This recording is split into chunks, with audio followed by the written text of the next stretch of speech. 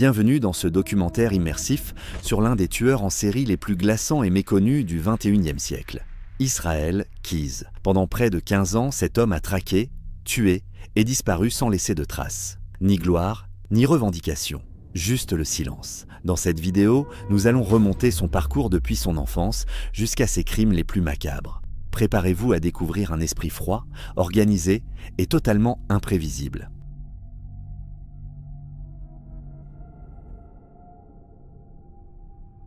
Israel Keyes naît en Utah en 1978 dans une famille mormone ultra-religieuse, puis élevée dans l'idéologie chrétienne extrême. La famille vit sans électricité ni eau courante. Il déménage dans les forêts reculées de l'État de Washington, puis en Oregon. Très jeune, Israel apprend à manier les armes, à chasser, à piéger.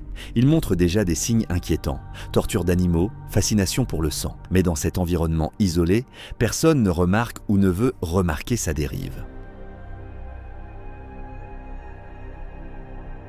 À 20 ans, il s'enrôle dans l'armée américaine. Il est affecté à Fort Lewis, puis envoyé à l'étranger. Ses camarades décrivent un soldat poli, discret, irréprochable. Mais pendant ses permissions, il commence à voyager, observer des zones isolées et enterrer ses premiers kill kits. Ces seaux en plastique contiennent tout ce dont il aura besoin pour commettre des meurtres dans le futur. Armes, munitions, acide, vêtements de rechange, cordes, rubans adhésifs. Une méthode froide, planifiée, presque industrielle. Après avoir quitté l'armée, Keyes s'installe en Alaska, crée une entreprise de construction et devient père d'une fille.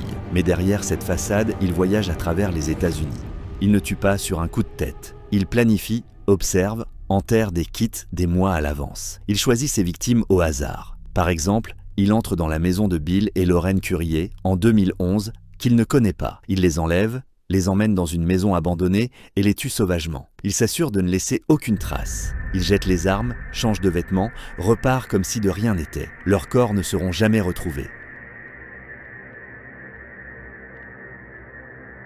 Keyes enterre ses kill kits dans des endroits reculés des années à l'avance. Il utilise des cartes, une mémoire exceptionnelle et des GPS. Chaque kit contient cordes, armes, rubans adhésifs, acide, contenant pour l'épreuve, pelle. Il est ainsi prêt à tuer à tout moment, dans n'importe quel état. Le FBI en a retrouvé plusieurs. Un dans les bois près d'Essex, Vermont, un autre au Texas. Cette méthode le rendait imprévisible et quasiment intraçable.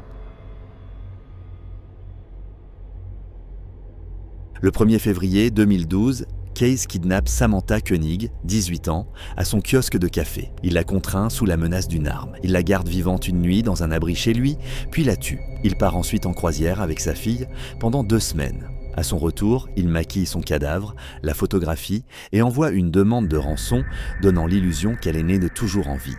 Il utilise sa carte bancaire pour retirer de l'argent au Texas, en Arizona et au Nouveau-Mexique. Des caméras de surveillance captent sa silhouette.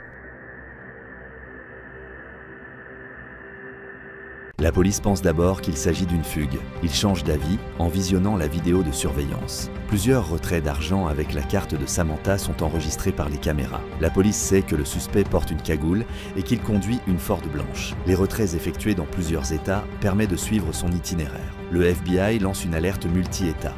Après un simple contrôle à la suite d'un excès de vitesse, les agents reconnaissent la voiture blanche filmée au distributeur. La police fouille la voiture et retrouve le téléphone de Samantha Koenig, sa carte bancaire, une cagoule, des vêtements ensanglantés. Le 13 mars 2012, Keyes est arrêté au Texas. Lors de l'interrogatoire, il est calme, méthodique. Il admet le meurtre de Samantha et donne quelques détails sur d'autres victimes.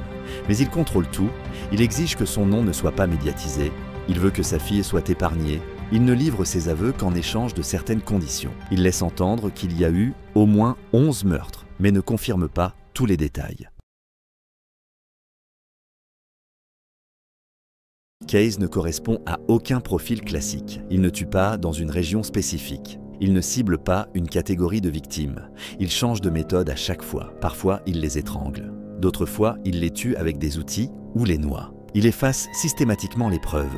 Il a admis avoir étudié Ted Bundy et Dennis Rader, mais il voulait être meilleur, ne pas se faire attraper, ne pas créer de motifs reconnaissables. C'est ce manque de schéma qui fait de lui un cauchemar pour les enquêteurs. Le FBI a dû tout reprendre à zéro, chaque carte, chaque dépôt bancaire, chaque location de voiture.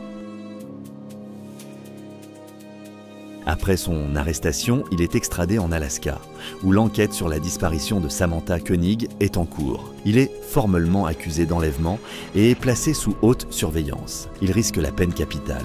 Le FBI et les procureurs entament la préparation du procès. Les preuves retrouvées dans sa voiture, son domicile ainsi que ses aveux soutiennent la poursuite. Les procureurs prévoient une audience pour fin 2013. Seulement, le 2 décembre 2012, Case se suicide dans sa cellule en Alaska. À côté de lui, les enquêteurs trouvent une lettre écrite avec son propre sang. Elle contient des vers poétiques, macabres, sans aveu, mais surtout 11 dessins de crânes humains. Certains pensent qu'il représente ses victimes.